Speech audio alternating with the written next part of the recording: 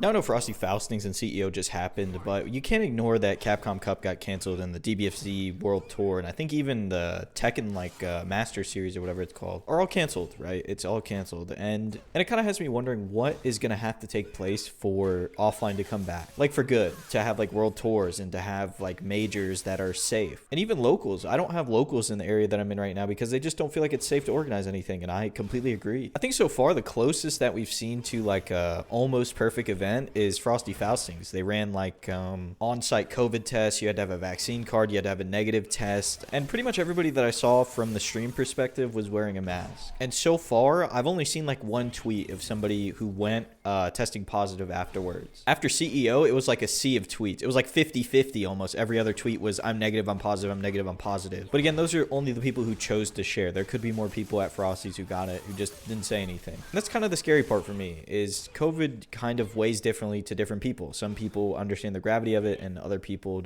don't really care. Like they just want to play offline by any means necessary. And if you think that's not true, trust me, I've met a few of them. And you might say that I'm young, right? I'm 23 and I don't have a high chance of fatality if I get it. But the scary part is not the sickness for me, it's the after effects. It's the permanent damage that it can do. I have a professor right now who had COVID in like November and he got scarred lungs from it. Like he has permanent damage from COVID, and then he got it again like last week and we had to cancel classes. And so no matter how much I want to play fighting games offline, it's just not worth it to me, especially with those variants popping up. I did go to an offline event back in Houston when I went back to Houston before the Omicron started popping up because we were all vaccinated and it felt like it was getting better. So as long as you wear your mask, you're vaccinated, and you are responsible, it felt like it was okay. And then I came back to my apartment and all the news started blowing up. Dude, there's Omicron, there's Delta, there's all this stuff. People are getting sick again. The rates are like going super high back in the area where my apartment is. So it's just not safe anymore. And all of these thoughts are kind of prompted by two tweets. One sort of dealt with online play and like how the future of competitive fighting games is online because of COVID and because it's more convenient for more people. And the other one said something along the lines of the C in FGC will just not be the same when you have to play online. Basically implying that the community part of it is in person. It's not completely online, which I actually agree with. But let's rewind to that first tweet that said that the future is online. Right now, I'd only say there's one game that this is true for, and that's Guilty Gear Strive, because you can play that game online across the country, but you can't play internationally. That's kind of pushing it. Being able to play from coast to coast from anywhere in North America is truly amazing. It is the closest thing to having an online competitive environment. It lets the top players from any region in North America hone their skills against each other. This is like a thing that I hear a lot of people in Street Fighter say about Japan, is that they're so close to each other that they can just play each other all the time and then they get better together. And so when they had to move online, they were still able to play against each other because they're just so close in proximity compared to in the US. But with Strive, that's not true. You can actually play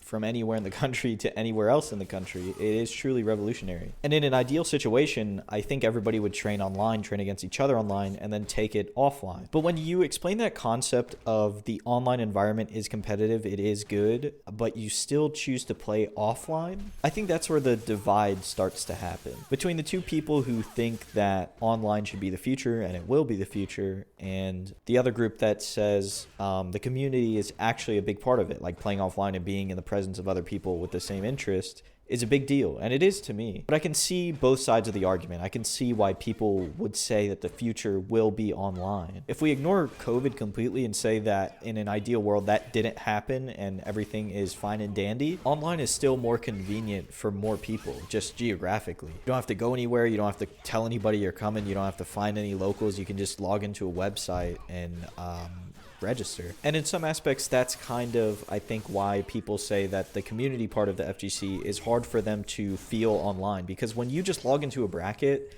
you can't talk to your opponent, right? You don't know who the other guy is. You just play him and you type GG in a Discord. That's about the extent of your interaction. But when you play offline and you sit next to the person you're playing against, Whether you win or lose, you can have a conversation with that person. You can ask them things about their character. They can ask you about things that your character is doing. You get to know that person, and that's the community part. And so when you play online, it kind of feels like you're losing that a little bit. People act completely differently online and on Discord and Twitter than they do in person at a local. It's just not the same experience. I think this whole debate of like online versus offline is really going to come to a head when Project L drops, because that's kind of a merging of one almost exclusively online community in the like League of Legends realm, and one that is built from like grassroots offline events that started offline and moved online. It's two polar opposite stories that are going to come together. And I think what it'll come down to is how Riot decides to handle their esports series for the game, whether they have an LCS style thing where you buy in, like different teams have a buy-in slot, or whether you qualify online and play offline like Capcom Cup, or whether they do a point system like I think Capcom Cup used to be, where if you won a major it was weighted differently, and based on your placing you got different points. I personally think they'll just do online qualifiers. I think it's a lot easier, and it's going to be a lot of people to have to filter through, so they'll probably just hire some company to run the bracket for them, and you'll see insane numbers. It'll probably be like 500 to 1,000 entrants with like 270 DQs. I think it's going to be ridiculous, but I just hope by then there's a good blend of on and offline, because I know online is necessary, but offline is where you truly grow as a player and as a person. There's definitely advantages to playing online tournaments and growing in that way, but to me it just feels more real being there in person in a room where everybody has like this common goal of getting better, and we all sort of have this common interest that we don't have to explain to each other. That's going to be it for me today. I hope you enjoyed this one. If you did, please consider subscribing and let me know what you think down in the comments.